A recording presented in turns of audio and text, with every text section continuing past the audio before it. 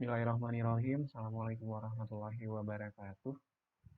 Alhamdulillah wa syukurillah wa la haula wa la quwata illa billah. Teman-teman, semoga semua dalam keadaan sehat walafiat ya. Kita semua tentunya berharap, berdoa, semoga kita semua terhindar dari corona. Semoga virus ini cepat berakhir, masa-masa sulit ini segera berakhir. Kalaupun masih panjang, semua kita dikuatkan ya. Ini kali pertama, video pertama saya ke teman-teman. Semoga ini bisa memberikan pemahaman teman-teman terkait audit ya. Baik, teman-teman semuanya, materi kita itu mengenai tanggung jawab auditor dan bentuk laporan audit. Minggu lalu itu sudah saya jelaskan kepada teman-teman terkait apa itu audit, kemudian siapa yang melakukan audit, siapa yang diaudit, kemudian apa yang membedakan antara audit dan akuntansi, dan seterusnya. Pada kesempatan kali ini saya akan menjelaskan beberapa poin. Ini yang kurang lebih saya akan jelaskan mengenai hal-hal pokok apa dalam audit laporan keuangan, kemudian standar auditing terkait ISA, kenapa terjadi perubahan standar, terkait keyakinan yang disediakan oleh auditor, kemudian tanggung jawab auditor, keterbatasan dari sewaktu audit, dan terakhir adalah opini audit. Semoga teman-teman bisa menyimak dengan baik apa yang saya sampaikan, karena di akhir video saya akan memberikan tugas kepada teman-teman. Jadi mohon diperhatikan dengan baik apa yang saya sampaikan ini. Baik, kita langsung saja. Tanggung jawab auditor dan bentuk laporan audit. Yang pertama teman-teman harus pahami terkait audit, atau hal penting apa yang harus teman-teman ketahui terkait apa itu audit dan bagaimana melakukan proses audit. Teman-teman, minggu lalu sudah saya jelaskan terkait apa itu audit dan bagaimana apa itu audit. Nah, audit itu sebagaimana yang sudah disampaikan minggu lalu, audit itu adalah sebuah proses pemeriksaan. Jadi secara umumnya audit itu pemeriksaan. Ada pun bagian-bagian daripada audit atau jenis-jenis audit seperti audit keuangan, kemudian audit operasional, kemudian audit kepatuhan seperti itu. Yang kita pelajari hari ini itu mengenai audit keuangan. Audit keuangan, apa itu audit keuangan? Ya, kita periksa laporan keuangan. Apakah laporan keuangan itu telah dibuat sesuai dengan standar yang ditetapkan.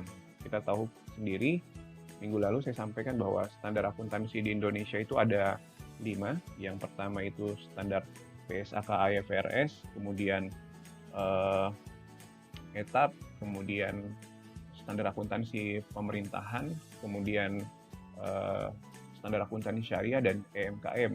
Kalau kita audit sebuah koperasi ya, koperasi tersebut ketika membuat laporan keuangan itu harus sesuai dengan standar entitas tanpa akuntabilitas publik atau ETAP di sini. Kalau kita audit perusahaan-perusahaan seperti misalnya yang sudah go public seperti misalnya Telkom, Indosat. Nah, ketika kita periksa laporan keuangannya, laporan keuangan tersebut itu harus dibuat berdasarkan standar IFRS seperti itu.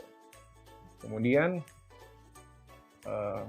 teman-teman juga harus tahu mengenai bagaimana prosedur-prosedur audit. Pada kesempatan lain saya akan menjelaskan, tapi secara umum prosedur audit ini adalah mekanisme dalam melakukan audit atau tata cara. Tata cara dalam melakukan audit itu ada bermacam-macam untuk memperoleh bukti. Seperti ada namanya observasi, pengamatan, kemudian inspeksi, langsung mendatangi, langsung memeriksa seperti itu.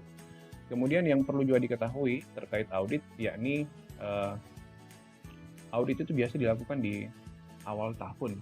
Yang kita periksa itu kan laporan keuangan tahun sebelumnya, ya. Taruhlah sekarang tahun 2019. maka yang kita audit itu adalah laporan keuangan tahun 2018 seperti itu ya. Nah, biasanya audit itu dilakukan ini di bulan Januari sampai Maret. Ini merupakan masa-masa pengauditan, tapi bukan berarti di bulan-bulan yang lainnya itu tidak dilakukan yang namanya audit pada tahun sebelumnya. Tetap dilakukan audit, hanya saja siklus atau waktu yang paling sering orang melakukan audit ya di bulan-bulan ini seperti itu. Terutama untuk perusahaan-perusahaan yang sudah go public, karena dia harus menyampaikan segera laporan keuangan, dia harus publish, paling tidak April mereka sudah harus publish, makanya Januari sampai Maret itu waktu-waktu audit biasanya. Kemudian umumnya audit itu dilakukan terhadap laporan keuangan. Ya, umumnya audit dilakukan terhadap laporan keuangan, berbagai catatan akuntansi dan bukti pendukung lainnya.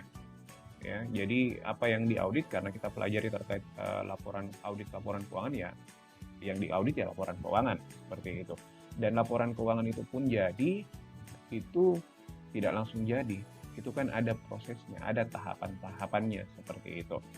Ya, namanya kita beli laptop itu dicatat ya sebagai aset, berarti asetnya bertambah, laptopnya bertambah di debit, kemudian ketika dibeli secara tunai, kemudian uangnya berkurang, jadi peralatan bertambah di debit, kemudian kas berkurang di kredit. Ini akan masuk nanti diposting ke dalam buku besar. Setelah diposting dalam buku besar, semua terakumulasi dimasukkan ke dalam neraca saldo dan jadilah yang namanya laporan keuangan. Nah, inilah yang kemudian yang akan diperiksa. Kemudian proses audit itu sendiri dilakukan oleh seorang auditor, yakni seorang independen yang memiliki kemampuan dan kompetensi untuk melakukan audit. Jadi audit ini dilakukan oleh auditor ya. Auditor. Nah, siapa itu auditor? Yaitu yang memeriksa ya, yang memeriksa. Untuk menjadi auditor ini bukan suatu perkara yang mudah ya. Jadi ada tahapan-tahapannya. Jadi dari auditor junior, senior dan seterusnya.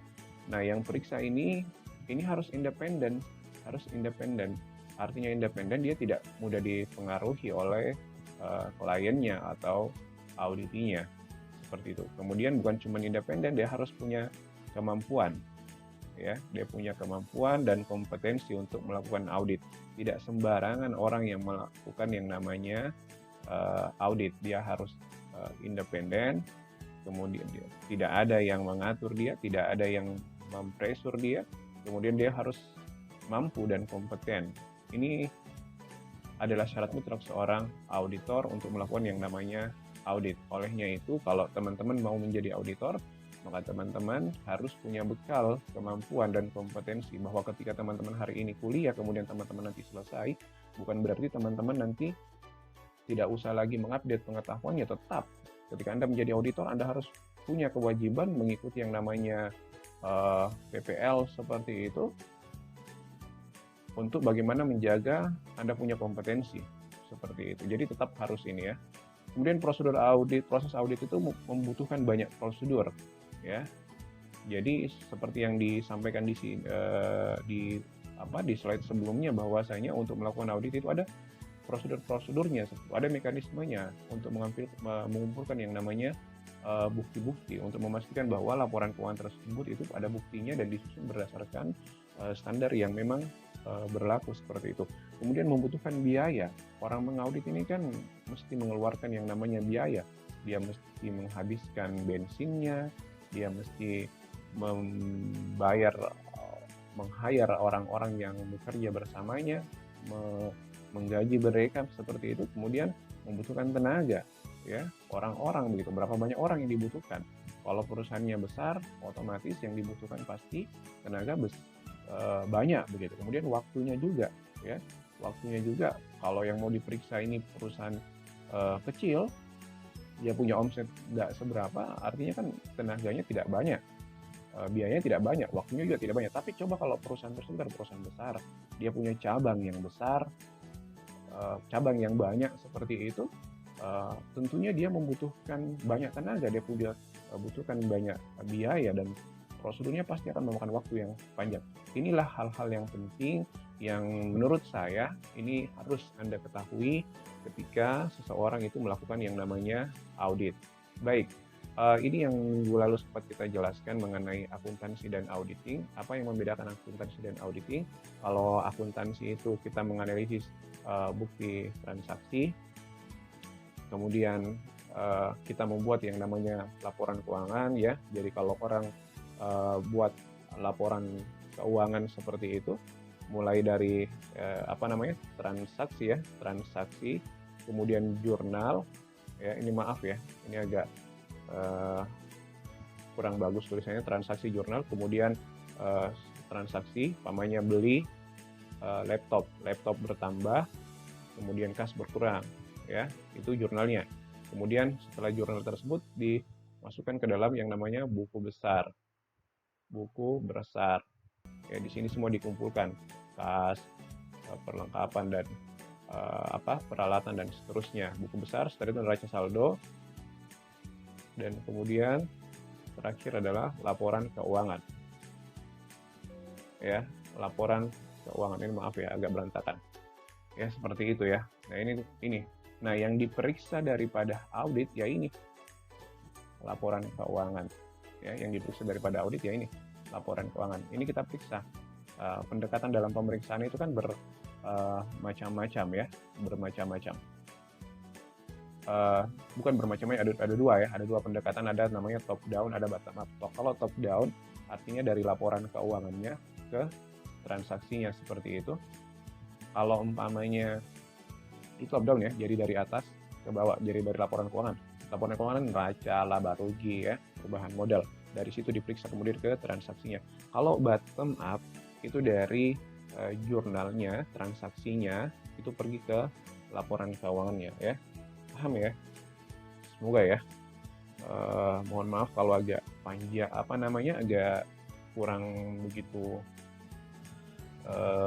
meyakinkan ya penjelasannya. Tapi semoga sih ya bisa dipahami seperti itu. Ini gambarannya ya, hubungan antara akuntansi dan auditing.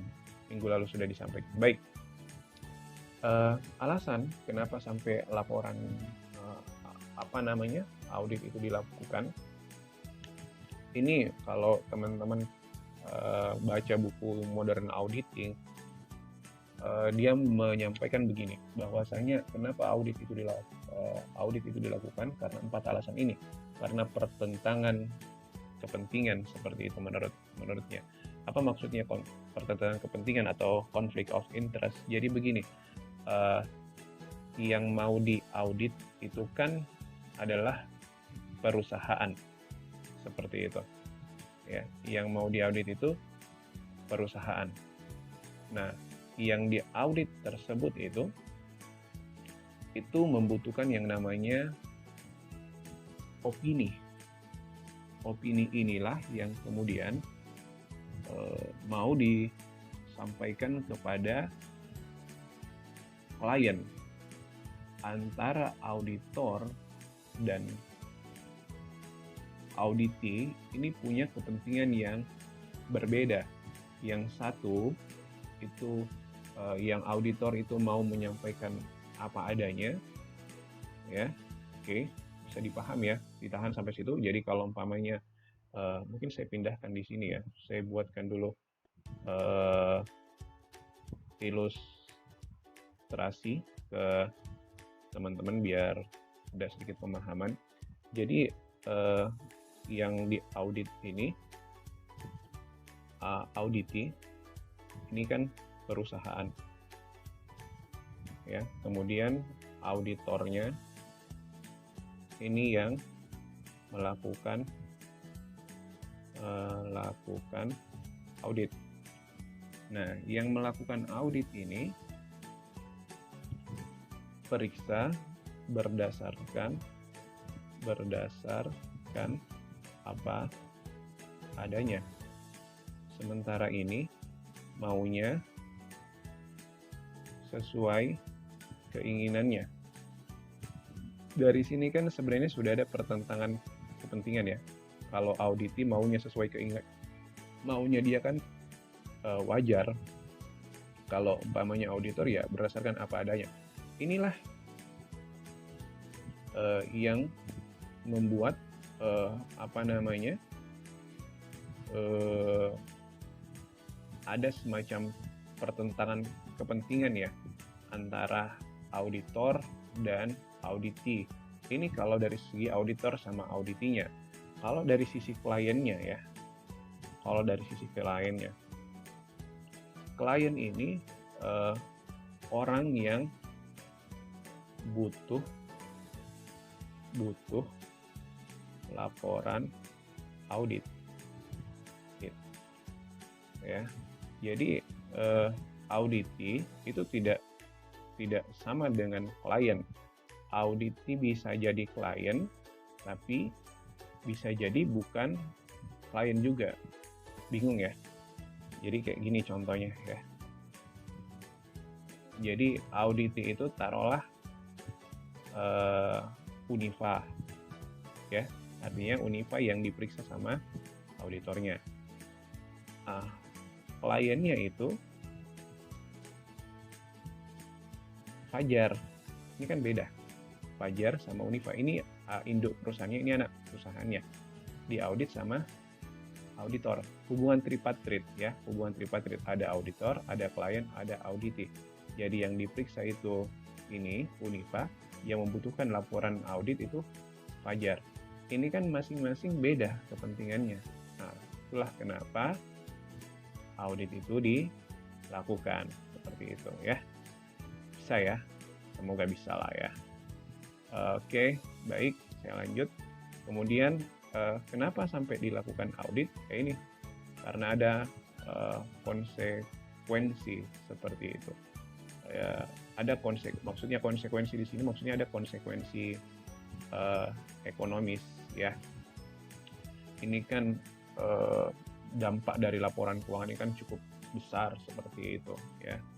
Perusahaan atau manajemen itu bisa mengambil keputusan untuk memproduksi atau tidak, ya, melanjutkan produksi atau tidak, kemudian apakah karyawan ini produktif atau tidak. Ini semua dari laporan keuangan. Makanya untuk memastikan bahwa laporan keuangan itu benar disajikan, maka diperlukan pihak yang bisa memastikan bahwa ini benar atau tidak. Nah, auditor lah yang memeriksa. Kemudian masalah kompleksitas. Kenapa sampai dilakukan audit? Karena kompleks ya. Karena orang-orang mungkin tidak mungkin bisa memahami secara keseluruhan mengenai laporan keuangan. Orang-orang yang ada dalam perusahaan tidak bisa memahami secara keseluruhan laporan keuangan, makanya dia membutuhkan pihak yang independen, yang kompeten untuk bisa menjelaskan atau memastikan kebenaran daripada laporan keuangan tersebut. Kemudian keterpencilan di sini maksudnya karena laporan keuangan ini agak ya bisa jadi ini ada banyak cabang kan ya, ceritanya taruhlah banyak cabang begitu, karena susah dijangkau untuk memeriksa semuanya, makanya daripada dia capek-capek begitu, buang-buang tenaga, buang-buang waktu, lebih bagus dia hire orang yang kompeten, independen untuk bisa memastikan laporan keuangan tersebut. Jadi ini alasan-alasan kenapa sampai dilakukan yang namanya audit. Jadi kalau umpamanya Anda ditanya ya sama orang di luar begitu, apakah audit itu wajib? Kira-kira wajib apa tidak? Ya kalau kata saya sih tergantung perusahaannya. Kalau umpamanya perusahaannya itu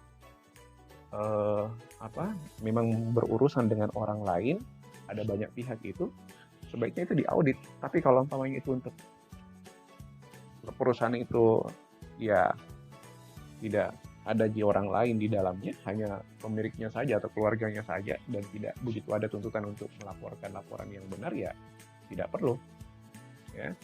Tapi kalau untuk sebagai bentuk pertanggungjawaban sih, untuk memastikan juga perusahaan ini sudah benar kinerja keuangan sudah benar, ya tetap perlu yang namanya audit laporan keuangan ya. Oke.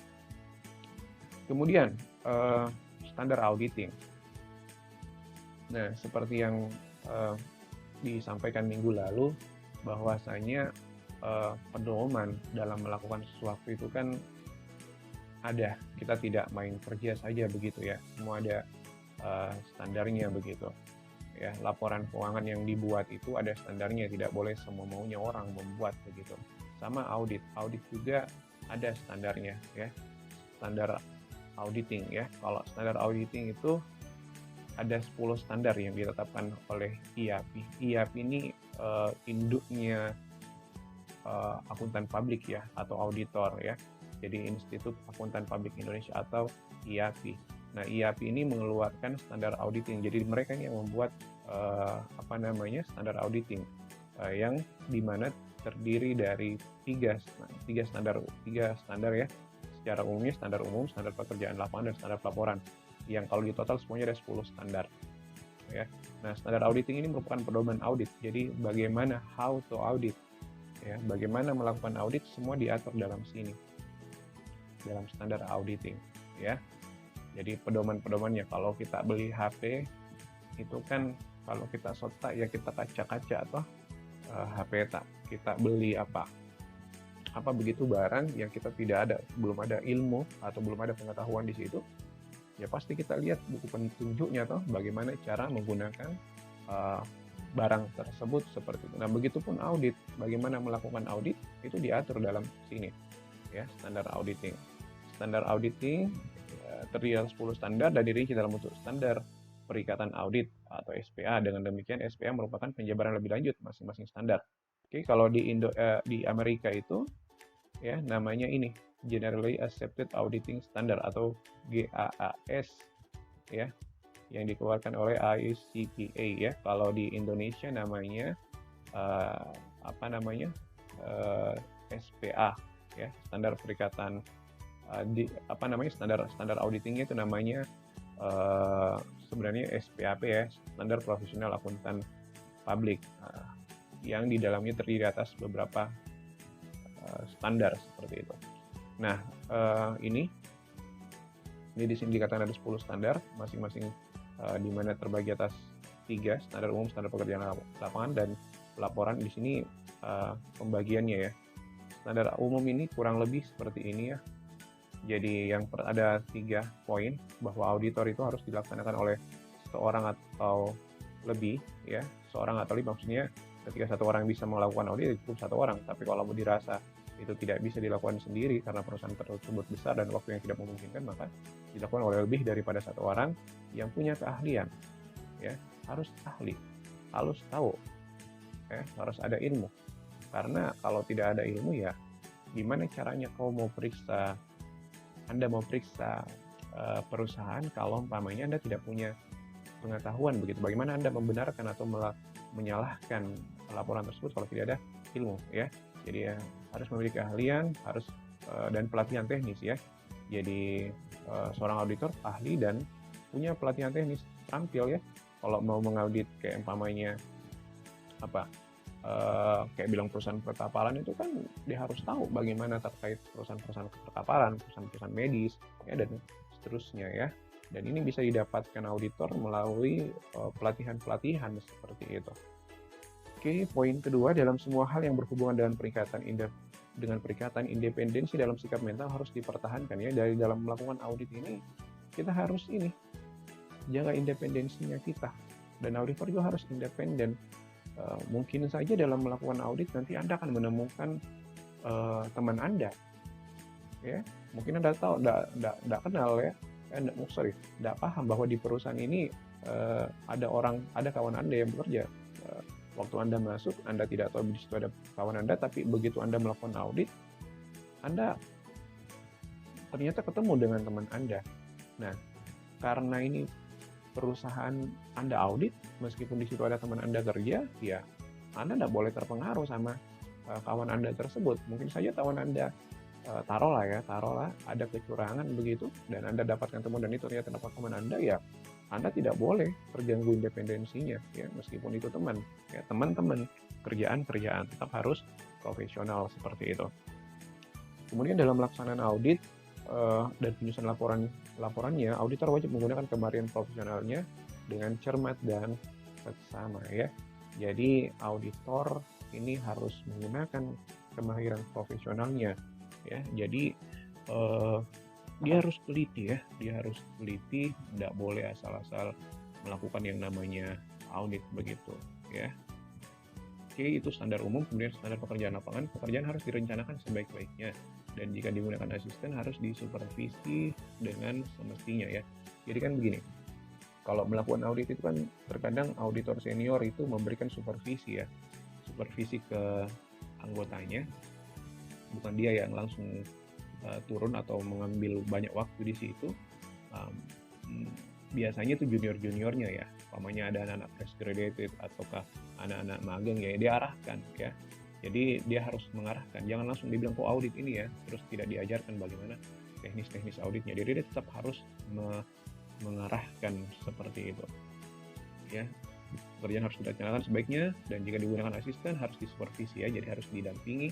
Kemudian setelah didampingi, dilihat kerjaannya, dievaluasi kerjaannya, dibenarkan, dikoreksi kalau umpamanya ada yang salah. Kemudian pemahaman memadai atas pengendalian internal harus diperoleh untuk merencanakan audit dan menentukan sifat, saat, dan lingkup pengujian yang akan dilakukan. Jadi sebelum melakukan audit lebih mendalam, ketika masuk dalam pekerjaan lapangan begitu, kita harus tahu bagaimana SPI-nya di situ ya, bagaimana internal kontrol di perusahaan tersebut. Kalau perusahaan tersebut internal kontrolnya tidak bagus, maksudnya begini, internal kontrol itu kayak umpamanya di perusahaan tersebut itu sudah ada aturan main seperti itu. Jadi kalau orang mau beli barang begitu, ada enggak prosedurnya pembelian barang? Kalau umpamanya ada barang masuk, ada enggak prosedurnya kalau umpamanya ada barang masuk, barang diterima? Kemudian kalau umpamanya masuk uang, bagaimana prosedurnya? Itu yang dimaksud dengan pengendalian internal. Kalau sebuah perusahaan itu tidak ada internal control ya teman-teman, kira-kira apa yang terjadi? Ya, kacau. Orang sama maunya, orang mau beli sama maunya, masuk uang berapapun atau bagaimanapun, semua maunya, dan sangat mungkin terjadi yang namanya fraud kalau umpamanya tidak ada internal control. Sama pada coba ya, kalau umpamanya pada dirinya kita, pada diri Anda begitu. Kalau umpamanya Anda tidak menetapkan aturan-aturan kepada diri Anda, tidak menerapkan yang namanya batasan-batasan pada diri Anda, kira-kira apa yang terjadi? Anda semua maunya.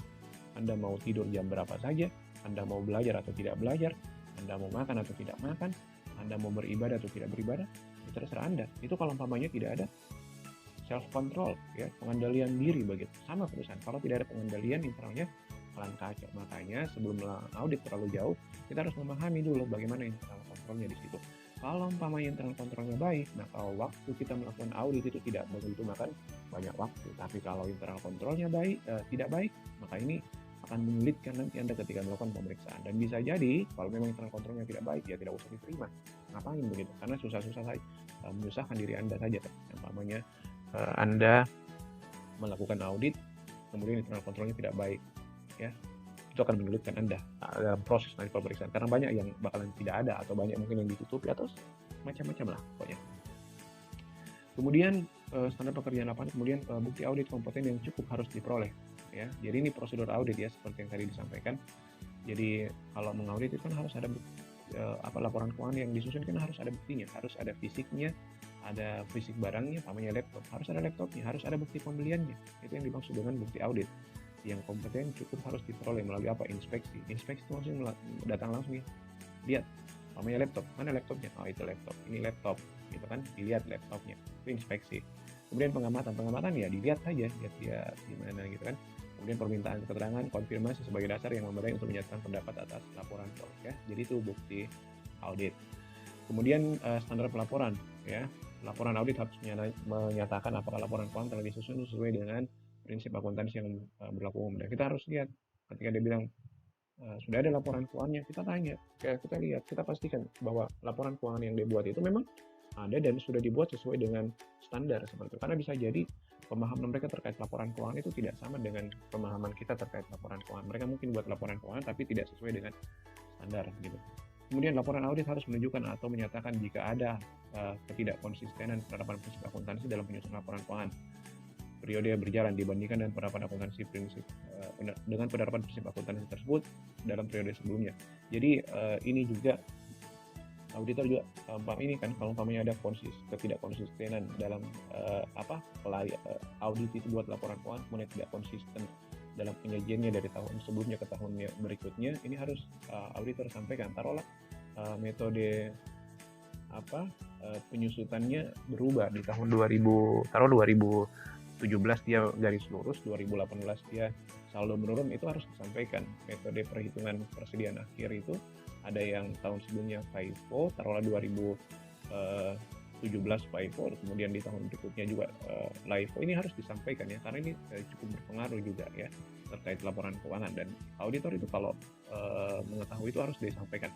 Kemudian pengungkapan informasi informatif dalam laporan keuangan harus dipandang memadai, kecuali dinyatakan lain dalam laporan keuangan. Jadi ini laporan ini yang disampaikan dalam laporan keuangan sudah harus istilahnya memberikan gambaran ya, gambaran memadai, dan memberikan informasi yang cukup kepada pengguna bahwa ini memang laporan sudah benar, seperti itu ya. Kemudian laporan auditor harus memuat suatu pernyataan pendapat mengenai laporan keuangan secara keseluruhan atau asersi ya. Laporan auditor harus memuat suatu pernyataan mengenai pendapat ya. Jadi intinya begini, nanti teman-teman baca ya. Intinya begini, jadi ending daripada laporan audit itu adalah OPD. Makanya setelah melakukan audit, auditor itu harus mengeluarkan opini seperti itu. Jadi endingnya ya harus ada opini bahwa ini apakah laporan keuangannya sudah wajar kah, tidak wajar kah, atau apa gitu kan. Oke, standar audit Indonesia. Standar audit Indonesia ini bernama SPAP. Tadi sudah disampaikan ya, Standar Profesional Akuntan Publik. Kemudian dia sudah ini standar terbaru Indonesia. Sebenarnya bukan baru-baru ya, karena ini tahun 2013, sementara sekarang kan 2020, seperti ini sudah 7 tahun, berarti bukan baru lagi. Nah, tahun 2013 itu Indonesia itu sudah menerapkan standar audit berbasis ISA. Jadi SPAP ini sudah melakukan yang namanya penyesuaian ya, harmonisasi ya dengan SPAP ISA. Kita sudah masuk di sini. Ya. Jadi sudah berbasis ISA ini ya. Akuntan publik wajib melakukan audit atas laporan keuangan emiten berdasarkan standar yang baru ini. Aplikasi ISA diwujudkan melalui revisi terhadap SPAP. Seperti itu. Jadi kalau ditanya Ki, apa standar auditnya Indonesia? SPAP. Seperti itu. Terus ISA itu apa? ISA itu International Standard Auditing. International Standard Auditing itu adalah standar audit internasional di mana Indonesia telah mengadopsinya semenjak tahun 2013. Jadi apa yang ada di ISA itu kurang lebih disesuaikan dengan dimasukkan ke dalam SPAP seperti itu. Istilahnya harmonisasi gitu kan. Nah, kenapa sih berubah? Ya, kenapa sih berubah? Begini teman-teman, Indonesia ini kan bukan negara yang hidup sendiri begitu. Indonesia tergabung dengan negara-negara yang lain, masuk dalam negara G20 begitu. Dan salah satu ketentuan negara G20 itu harus ada standarisasi. Karena Indonesia masuk dan tergabung di negara G20, tuntutan pasar juga mengatakan bahwa kita harus seragam begitu, satu bahasa, sama ya seperti yang minggu lalu saya tanyakan ke teman-teman, bagaimana kalau setiap perusahaan itu punya laporan keuangan sendiri, pasti akan menyulitkan kita untuk membacanya. Bagaimana kalau kita yang dari daerah itu, umpamanya dari Toraja, dari Bone, kemudian dari Makassar begitu kan, dari Bugis itu ketemu, terus kita pakai bahasa masing-masing, itu kira-kira bagaimana dalam berkomunikasi? Pasti susah kan? Nah, sama ini laporan keuangan. Karena Indonesia itu bergaul dengan negara lain, maka dia butuh satu bahasa untuk bisa berkomunikasi. Karena laporan keuangannya itu sudah istilahnya sudah terstandarisasi, maka laporan auditnya juga itu mesti terstandarisasi dan harus seragam, harus satu. Itu alasannya kenapa sampai terjadi perubahan. Jadi kalau ditanya kenapa berubah, ya karena laporan keuangannya standarnya sudah berubah, maka laporan atau standar auditnya pun itu harus berubah sesuai dengan kesepakatan begitu ya. Jadi satu bahasa, satu standar gitu. Terus apa yang membedakan antara standar dulu dengan standar yang sekarang? Nah, ini ada 4 poin. Kalau baca bukunya Tuana Kota itu ada 4 poin. Yang pertama, audit hari ini itu berbasis risiko, teman-teman. Jadi maksudnya apa audit berbasis risiko? Audit berbasis risiko ini jadi pendekatan audit ini lebih diletak beratkan kepada ketika orang melakukan audit, maka yang paling prioritas dilakukan adalah mendeteksi perusahaan ini. Perusahaan ini perusahaan apa? taruhlah kita mengaudit perusahaan pembiayaan. Nah, perusahaan pembiayaan ini, apa sih yang paling berisiko di sini? Kira-kira apa? Ini sayangnya tidak bisa interaktif ya, jadi saya bertanya, saya jawab sendiri. Kalau perusahaan pembiayaan, yang paling berisiko itu karena dia membiayai orang, ya itu dia memberikan pinjaman kepada orang, ya piutang. Itu yang paling berisiko, resiko tidak tertagih. Artinya perusahaan pembiayaan yang paling berisiko adalah piutangnya, seperti itu. Piutang daripada perusahaan tersebut. Kalau umpamanya orang yang ngutang pada perusahaan tersebut banyak dibiayai oleh perusahaan tersebut, kemudian orang tersebut tidak bisa membayar, nah itu yang paling berisiko. Maka itu yang paling dominan di prioritas diperiksa, seperti itu. Kalau umpamanya ngaudit hotel, apa sih yang paling signifikan di hotel, yang paling material, yang paling berisiko, yang nilainya besar? Oh, yang paling besar di hotel itu kan asetnya, ya, bangunannya, mobilernya, dan sebagainya. Itu perlu dipastikan semuanya benar enggak, semuanya sudah dicatat sesuai dengan apa adanya, sebenar-benarnya, seperti itu ya. Itu audit berbasis risiko. Kemudian dari rule based ke principle based ya. Jadi ini dulu audit itu ini ya, rule based, sekarang principle based. Jadi maksudnya itu kalau orang audit dulu itu istilahnya pakai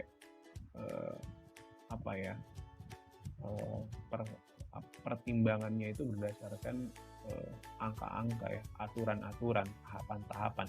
Kalau ini principle based ya berdasarkan prinsip. Jadi di sini istilahnya kemahiran profesional di sini sangat-sangat dominan ya.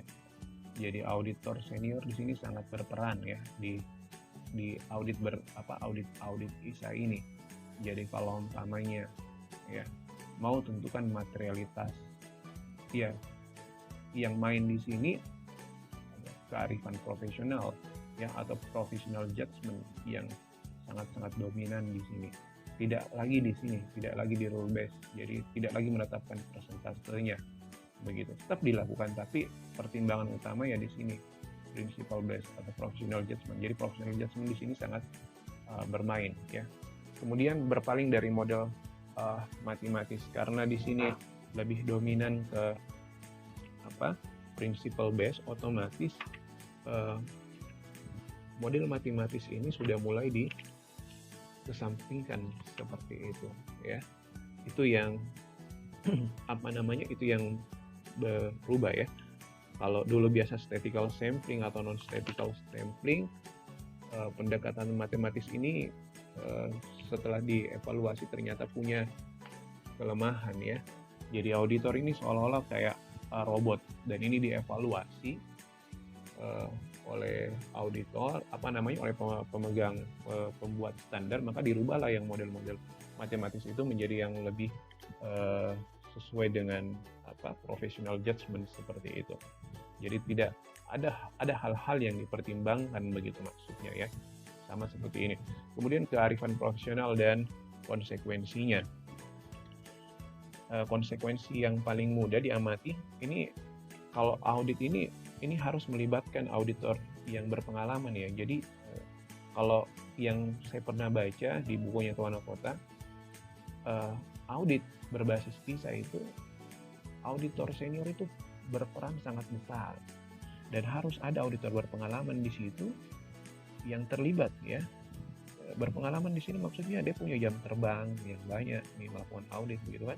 Dia pakar dalam industri tertentu dan jenis audit tertentu ya, sering mengikuti pendidikan pelatihan. Ini yang dimaksud kearifan profesional dan konsep. Kalau tidak ada auditor-auditor seperti itu, maka sulit untuk menerapkan yang namanya principle based ya. Sulit untuk menerapkan yang namanya principle based ya. Kita akan jatuh lagi ke rule based seperti itu. Jadi ini yang membedakan antara standar-standar yang dahulu dengan standar audit hari ini ya. Semua dipahami ya teman-teman ya. Baik, keyakinan yang disediakan oleh audit. Nah, ini yang perlu juga dipahami oleh teman-teman, bahwa dalam melakukan audit itu hanya memberikan yang namanya reasonable assurance atau keyakinan yang memadai. Ini yang biasa salah ini teman-teman, ini assurance. Ini assurance ya, bukan insurance. Kemarin ada yang bilang asuransi, ya beda. Asuransi itu insurance. Assurance itu ini memadai. Jadi kita baca ya. Auditor bertanggung jawab dalam merencanakan dan melaksanakan audit untuk mendapatkan keyakinan yang memadai. Keyakinan yang memadai bahwa laporan keuangan telah bebas dari salah saji material. Ya. Akan tetapi, konsep keyakinan yang memadai tidak dapat dipastikan atau menjamin akurasi laporan keuangan, absolute assurance. Jadi ketika auditor memberikan hasil auditnya, dia itu hanya memberikan keyakinan yang memadai, bukan absolute assurance. Maksudnya, ketika dia melakukan audit, hasil auditnya itu ya tidak bisa dikatakan bahwa ini benar secara mutlak, tidak bisa begitu. Karena ada keterbatasan yang melekat dalam melakukan yang namanya audit, tapi dia memberikan keyakinan yang memadai. Ya, jadi ada prosedur-prosedur audit yang dilakukan, ada tahapan-tahapan audit yang dilakukan. Kalaupun ternyata ada yang salah, ya ketika dia sudah melakukan sebagaimana harusnya, kemudian ada yang salah karena mungkin ada yang ditutup-tutupi, itu bukan kesalahan auditor. Ya, kalau ada yang ditutup-tutupi, kecuali kalau umpamanya auditor tidak sepenuhnya menjalankan prosedur audit, kemudian ada kekeliruan, berarti ada kelalaian dalam melakukan audit. Makanya di sini dikatakan bahwa auditor hanya memberikan keyakinan yang memadai bahwa laporan keuangan telah bebas salah saji, ya, tidak memberikan memastikan ya bahwa itu sudah benar, sudah ada yang bisa, karena ada keterbatasan dalam melakukan sewaktu audit. Ini dia teman-teman, keterbatasan dalam melakukan audit. Biaya yang terbatas, waktu yang terbatas. Biaya yang terbatas ini jangan sampai kan fee yang diberikan tidak seberapa aja, sementara yang mau dilakukan itu banyak. Ya nggak bisa lah. Ya, adanya keterbatasan biaya membuat audit tidak dapat dilakukan pada seluruh transaksi. Kayak begini, umpamanya orang audit perusahaan besar gitu kan, transaksinya banyak. Apakah semuanya transaksi itu diperiksa? Tidak mungkin, teman-teman. Audit itu cuma sampling, tidak semuanya diperiksa, ya. Karena kalau semua diperiksa, artinya biayanya akan bengkak. Maksudnya bengkak kenapa? Karena semua mau diperiksa, karena butuh banyak orang. Kalau orang banyak dibutuhkan, artinya ada biaya yang banyak yang mesti dikeluarkan untuk membiayai orang tersebut. Belum kalau periksanya di banyak tempat, artinya kan banyak biaya yang mesti dikeluarkan untuk menjangkau tempat tersebut. Kemudian waktu yang terbatas, ya. Yang mau diaudit 1 tahun, sementara waktu audit biasa tidak banyak, ada cuma sebulan, ada mungkin cuma mingguan, ya tidak mungkin lah diperiksa semuanya. Nah, inilah yang keterbatasan yang melekat dalam satu audit. Makanya di sini dikatakan bahwa audit itu hanya memberikan yang namanya keyakinan yang memadai, ya, karena keterbatasan yang melekat dalam satu audit. Oke, baik, hampir habis, ya, sudah hampir duhur juga. Kemudian tanggung jawab auditor.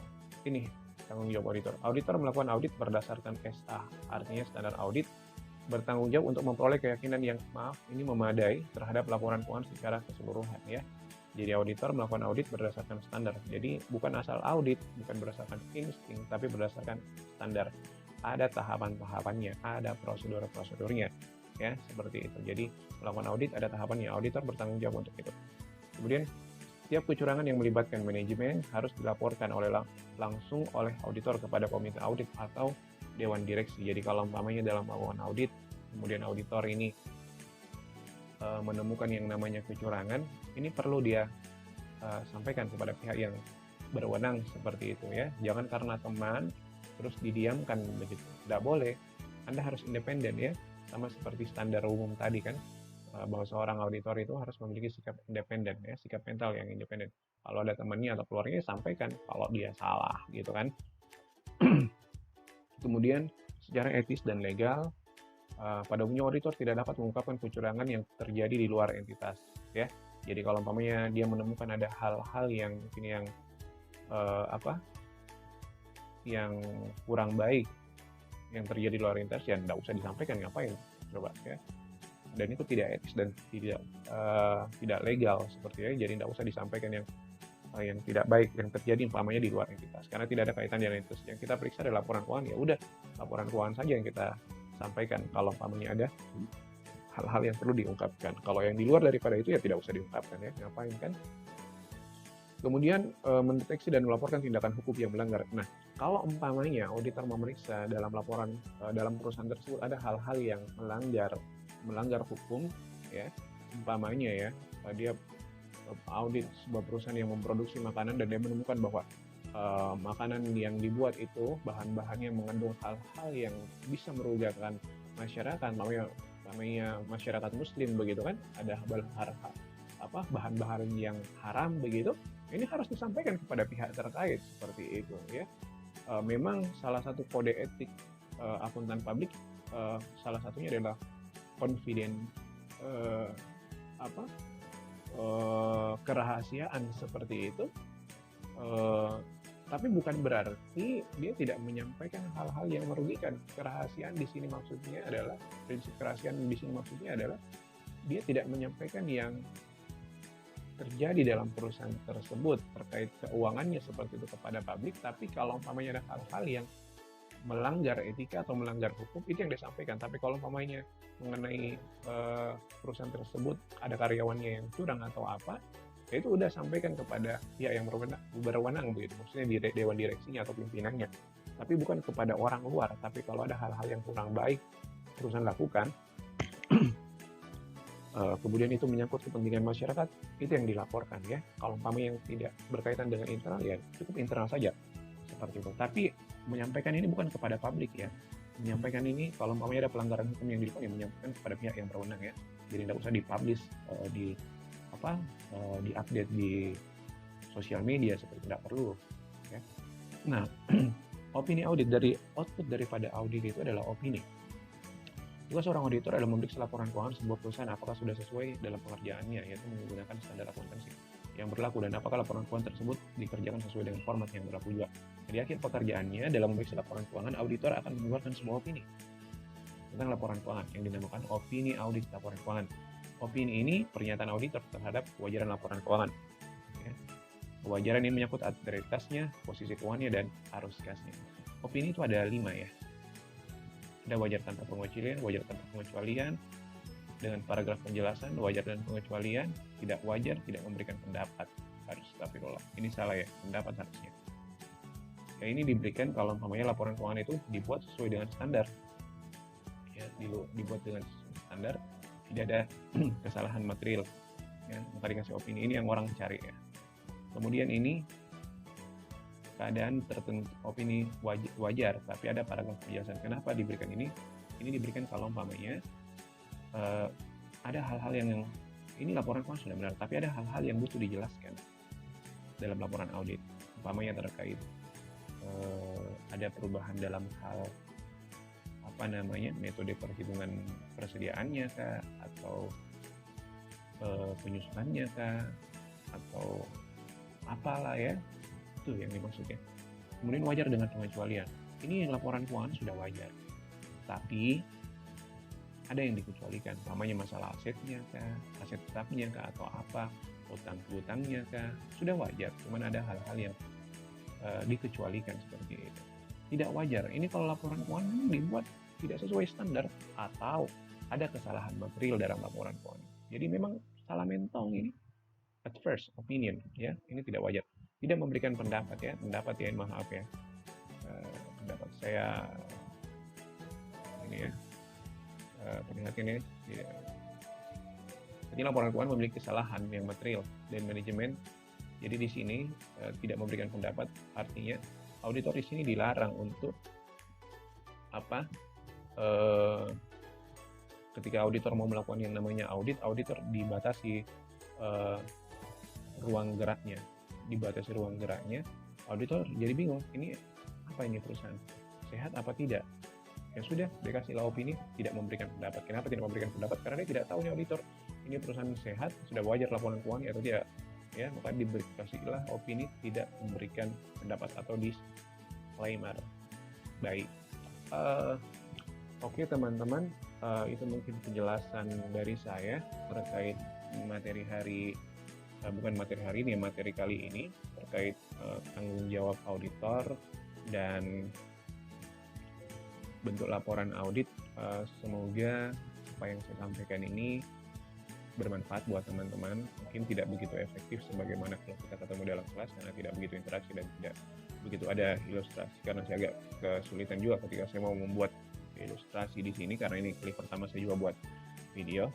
Tentunya kita berharap apa yang disampaikan ini ada manfaat buat teman-teman, menambah pemahaman teman-teman terkait bagaimana itu audit, terkhusus tanggung jawab audit dan bentuk laporan audit.